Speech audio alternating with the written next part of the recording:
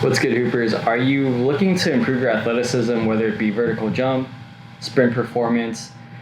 Have you had or seen programs that call it vertical or horizontal plyometric training? Do you know what's the difference between the two, and do you know the benefits, both the pros and cons or potential cons of doing one or the other? In today's topic, we're going to go over research that talks about the difference between vertical and horizontal plyometric training and how it can be beneficial for you depending on what your goals are. So stay tuned. I think you'll like what we got for you.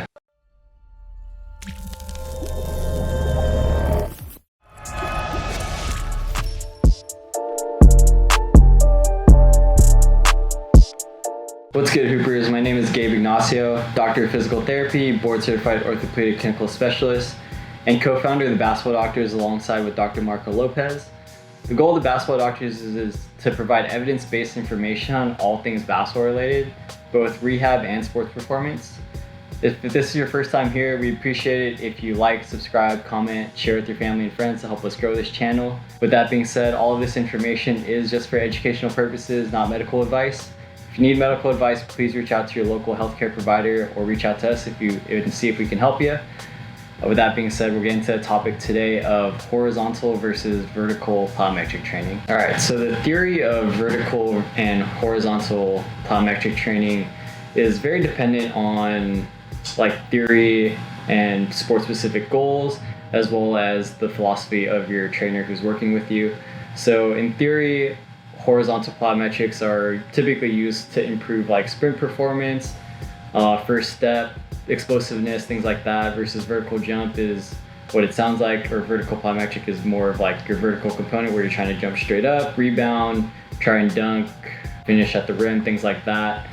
So some examples of a horizontal plyometric is hurdle jumps, both double leg, single leg, bounds, broad jumps, hops, things like that, versus a vertical jump is more of your prototypical counter movement jump, depth jump, box jump, things like that. And what research has shown that they compared between the two is that both horizontal and vertical training or plyometric training improve the vertical component around the board. But what they saw in terms of the difference is that horizontal plyometric training increased both the vertical component and the horizontal component, versus the vertical plyometric training typically only improved the vertical component of a jump. And they found that the vertical component, there was no statistically significant difference between the two. So it's essentially the same whether you do vertical or horizontal training. So in terms of efficiency, if you're stuck on a time frame or depending on who you're working with, horizontal training, plyometric training might be more beneficial or more efficient for you. But again, you got to consider your sport. Typically for basketball players, we do both just because horizontal explosiveness, especially in those first couple steps, is huge. As we know, getting a half step on anybody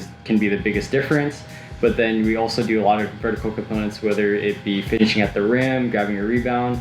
So we tend to do both. Again, it's just philosophy based on who you work with. That's what to consider on the vertical versus horizontal plyometric training. And whether bilateral or unilateral training is more efficient, research has shown for this is that doing a combination is the best. They haven't quite looked in whether unilateral or bilateral training is greater than the other, but based on our previous research on bilateral versus unilateral plyometric training, the unilateral training might be more beneficial. If you haven't checked that video out, you go check that out right in this link above. But what they also found was really interesting is that they compared depth jumps versus hurdle jumps, and actually found that hurdle jumps was more efficient in improving force production, ankle stiffness, decreasing ground reaction time. So there might be a component there where hurdle jumping is more beneficial than depth jumping, or horizontal training might be better than vertical jump training. Again, we're just reporting the research. Like I said, what we typically do for our training is both, depending on what the athlete's needs are. So that's where you develop a good relationship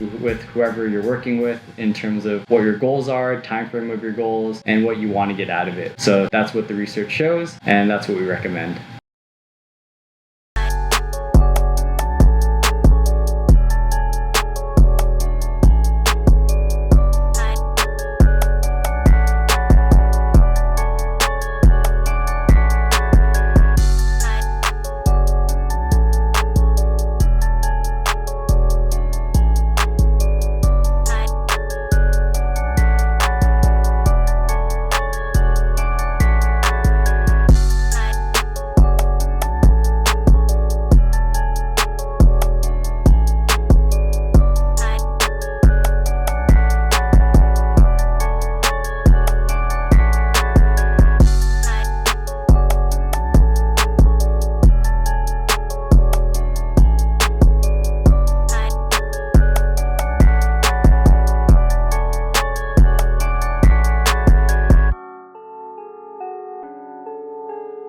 Alright guys, I hope you learned something valuable on the information related to vertical versus horizontal plyometric training. If you did learn that or you like that, please like, subscribe, comment, share with your family and friends. You can help us grow our channel and reach more hoopers. Again, we are the Basketball Doctors. Let's ball for life.